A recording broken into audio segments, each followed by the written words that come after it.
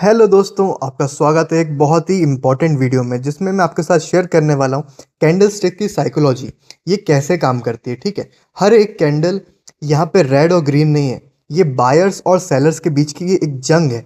ठीक है, अगर आपने ये जंग पढ़ना सीख लिया तो आपको नेक्स्ट कैंडल प्रेडिक्ट करने से कोई नहीं रोक पाएगा। ठीक है, कैंडल्स की स्टिक की साइकोलॉजी यहाँ पे मैं शेयर करने वाला हूँ, पैटर्न्स के बारे में आपको बताने वाला हूँ।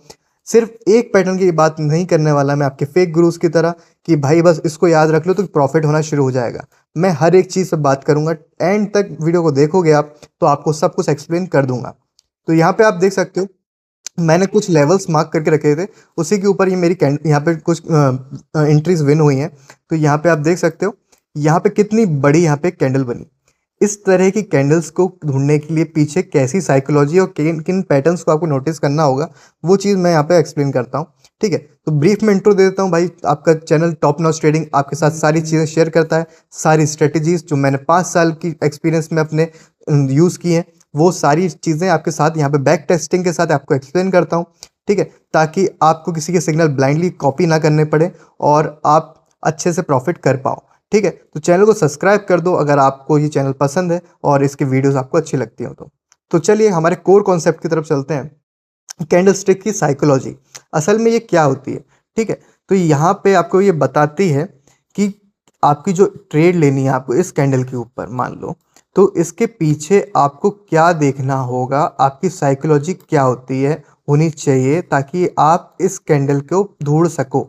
ठीक है, ये एक साइकोलॉजी कहलाती है। मतलब कि मान लो आपको यहाँ ट्रेड लेनी है। ठीक है, अब आप कैसे यहाँ ट्रेड लोगे, इस चीज़ को आपको साइकोलॉजी कहा जाता है। ठीक है, आपकी साइकोलॉजी क्या रही कि आपने यहाँ पे एंट्री ले ली और आपके ऐसे प्रॉफिट निकल आए। ठीक है, ये चीज़ होती है। अब पॉइंट वाइज बात करते हैं। ठीक है, एक पैटर्न दो पैटर्न के यहाँ पे काम नहीं चलता, बुलिश पैटर्न बेरिश पैटर्न इनको सबको भूल जाओ। ठीक है, कैंडल स्टिक में प्रेशर क्या होता है, ठीक है, प्रेशर की क्या कहानी है, ठीक है, वो देखते हैं पहले। ठीक है, प्रेशर हम कहते हैं, मान लो ये कैंडल हमारी यहाँ पे है। ठीक है, इस कैंडल पे प्रेशर क्या है, आप देख सकते हो नीचे भी बड़ी विक ऊपर भी बड़ी विक।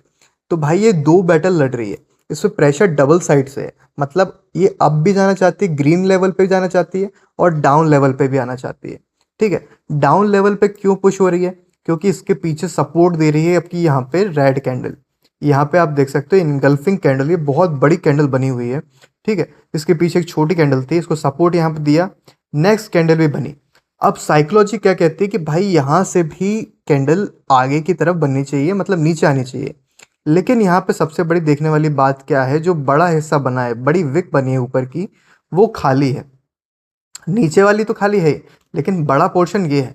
तो यहाँ से साइकोलॉजी कहती है कि इसको कवर अप मिलेगा, यहाँ से प्राइस को करेक्शन मिलना चाहिए। मतलब इस विक को फुल किया जाएगा ग्रीन वाली साइड से। तो जैसे कि आप यहाँ देख सकते हो ग्रीन कलर की कैंडल बनी है और ये भी अच्छी खासी बनी, लेकिन ये हाफ कैंडल है, मतलब हाफ विक विक और हाफ कैंडल है। तो इसके पीछे देखो सेम चीज़ यहाँ पे हुई कि यहाँ पे कवर करना चालू कर दिया चार्ट ने। वैसे तो यहाँ पे कवर ऊपर की तरफ होना चाहिए था क्योंकि ये ग्रीन साइड में है और ऊपर की तरफ बनी है, लेकिन यहाँ पे होते हैं फेक ब्रेकआउट्स। ठीक है, वो आपको फंसाया जाता है। जो छोटे कैपिटल वाले लोग होते हैं, बिगनर्स होते हैं, वो यहाँ सबसे बड़ी गलती करते हैं। आपको उन्हीं गलतियों को यहाँ पे आइडेंटिफाई कर लेना है और यहाँ से अपने प्रॉफिट निकालने हैं। ठीक है, सबसे बड़ी गलती क्या करते हैं, वो ट्रेंड देखते हुए चलते हैं। ट्रेंड देखने में कोई गलत बात नहीं है, ट्रेंड आप देख सकते हो। यहाँ पे देखो एक डाउन ट्रेंड है, लेकिन यहाँ रिवर्सल क्यों खाया इसने, इसके पीछे क्या साइकोलॉजी होगी चार्ट की।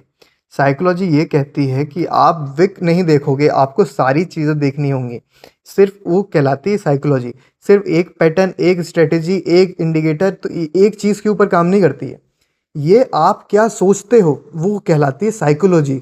ठीक है तो कैंडल के पीछे की साइकोलॉजी क्या है, इस कैंडल की साइकोलॉजी कहती है कि यहाँ से जो विक है, ये प्राइस को देखो। यहाँ पे आप, मैंने 2 लेवल मार्क करके रखे थे, ये आपको बताने के लिए रखे हैं कि यहाँ से जो ट्रेंड जा रहा है डाउन ट्रेंड में, वो यहाँ से चेंज हुआ क्योंकि ये नया आपका क्या पॉइंट बन गया, अगर आपको पता है तो कमेंट कर दो। ये सपोर्ट बन गया है। ठीक है, ये सपोर्ट बन चुका है नया, तो यहाँ से चार्ट ने वापस ऊपर की वापसी की है। ठीक है, ऊपर की तरफ गया है ये, तो यहाँ से डायरेक्शन चेंज हुआ है। तो आपको साइकोलॉजी क्या समझनी होगी कि जब भी विक के साथ कोई कैंडल बन रही है, लास्ट कैंडल है जो कि सबसे ज़्यादा नीचे आ चुकी है, तो यहाँ से ये ट्रेंड को चेंज कर सकती है। तो उसके हिसाब से आपको यहाँ पे ट्रेड लेनी है। जैसे कि आपने देखा कि यहाँ पे प्राइस गैप बहुत ज़्यादा हो चुका है। एक बार चार्ट को ज़ूम आउट करके देखो, तो यहाँ देखो प्राइस गैप कितना ज़्यादा नीचे आ चुका है। तो यहाँ से रिवर्सल आना ही आना था। इस कैंडल पे भी आ सकता था, लेकिन इसकी विक नीचे के डायरेक्शन में है, तो ये नहीं आया। यहाँ से प्राइस कवर अप हुआ और फिर ये डाउन ट्रेंड शुरू हुआ और नीचे जाके यहाँ क्लोज हुआ है अभी के लिए फिलहाल में। ठीक है, तो इस तरह से ये काम करती है। चलो किसी और चीज़ पे बात करते हैं। आपको एक चीज़ मैं बता दूं, छोटे छोटे टॉपिक्स में शेयर करता हूँ आपके साथ। बॉडी क्या बताती है आपका? ठीक है, बॉडी बताती है कौन जीत रहा है यहाँ पे। जितनी बड़ी बॉडी रहेगी कैंडल की, वो कलर जीत रहा है। मतलब ये मान लो आपके जो बायर, ये सेलर्स हैं, ये जीत रहे हैं। यहाँ पे आपके बायर्स जीत रहे हैं जो खरीद रहे हैं। ग्रीन वाले खरीदते हैं, रेड वाले बेचते हैं। ठीक है, बेयर और बुल का कॉन्सेप्ट आपको पता होगा। तो वही होता है, बेयर्स आपका चार्ट नीचे खींचते हैं, बुल ऊपर फेंकते हैं। ठीक है, तो वो चीज़ है। विक जितनी बड़ी होगी वो उतना ज़्यादा रिजेक्शन जो है चार्ट का वो बताएगी। तो यहाँ देखो, यहाँ पे अब चार्ट ने चेंज लाया है। नया सपोर्ट पॉइंट यहाँ बन चुका है। ठीक है, रेसिस्टेंस भी चेंज हो चुका है आपका। यहाँ पे दिख रहा होगा आपको रेसिस्टेंस। तो अब इसको यहाँ पे इस गैप को कवर करना है हमारे चार्ट को। ठीक है, तो हमारी साइकोलॉजी अब क्या कहलाएगी? यहाँ से प्राइस को कवर करने के लिए हम यहाँ पे अपनी साइकोलॉजी यूज़ करेंगे। ठीक है, जितनी लंबी विक उतने ज़्यादा रिजेक्शन, ये याद रखना।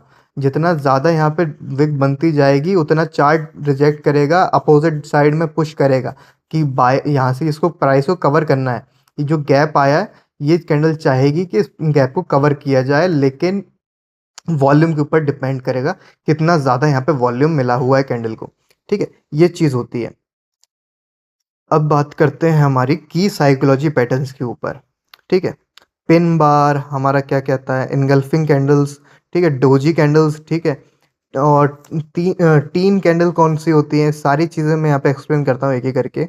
ठीक है, पिन बार हमारी जो कैंडल है उसके बारे में पहले हम बात करते हैं। ठीक है, पिन बार आपको यहाँ पे दिख रही होगी चार्ट में, एक कैंडल यहाँ पे थी। ठीक है, ये रही हमारी पिन बार कैंडल। ठीक है, ये रही। इसकी विक नीचे की तरफ छोटी है, ऊपर की तरफ बड़ी रहेगी, लंबी विक रहेगी। ठीक है, प्राइस को पुश करेगी नीचे की तरफ, हार्डली पुश करेगी। ठीक है, तो यहाँ से ये रिजेक्शन मिला इसको, और फिर ये नीचे जो बड़ी कैंडल बनी है वो इसी की वजह से है। ठीक है, साइकोलॉजी कहती है ये थक चुकी कैंडल और इसमें अब स्ट्रेंथ नहीं है। ठीक है, ये कैंडल होती है हमारी pin bar candle. Doji candle देखते हैं हम यहाँ पे चार्ट में, अभी एक और डोजी भी दिखी थी, उसके बारे में आपको एक्सप्लेन करता हूँ। डोजी कैंडल क्या होती है? जिसमें विक लगभग ऊपर भी सेम हो, नीचे भी सेम हो, ऑलमोस्ट सेम सेम बनी हो, वो हमारी डोजी होती है। ठीक है, डोजी कैंडल क्या इंडिकेट करती है? ये डिसीजन बताती है बायर्स और सेलर्स का कि भाई छोड़ कौन रहा है। तो इस वाले में कौन ने छोड़ा? नीचे जो खरीद रहे थे अपने सेलर्स ने। ठीक है, तो यहाँ से हमारे बायर्स ने एंट्री वापस ली और पुश किया ऊपर की तरफ। ठीक है, ये एक चीज होती है भाई, शांति कहते हैं इसको। डोजी कैंडल कैंडल जब बनती है, शांति है। यहाँ से मार्केट चेंज होना चालू होगा। जब भी ये बने तो यहाँ से आप सोच लेना कि अब क्या चेंज आ सकता है। ठीक है, इस चीज के बारे में भी सोच लेना। ठीक है, इनगल्फिंग कैंडल्स तो आपको पता ही होगी, नहीं बताया तो जिन लोग को उनके लिए मैं बता देता हूँ। इनगल्फिंग बोलते हैं, जैसे ये कैंडल बनी है हमारी छोटी कैंडल, उसके बाद एक बड़ी कैंडल बन गई। ठीक है, तो ये कैंडल क्या करती है? ये प्रीवियस ट्रेंड को चेंज करती है, कंट्रोल करती है, स्ट्रॉन्ग फोर्स डालती है कि अब यहाँ से मैं हैंडल करूँगी और डायरेक्शन चेंज करूँगी। ये देखो आप, जैसे कि यहाँ डायरेक्शन चेंज हुआ है, तो इस तरह का यहाँ पे साइकोलॉजी काम करती है इस कैंडल की। ठीक है, अब बात करते हैं हमारी थ्री कैंडल मोमेंटम रन क्या होता है। तीन कैंडल जब एक साथ बनती हैं तो एक मोमेंटम रन देती है।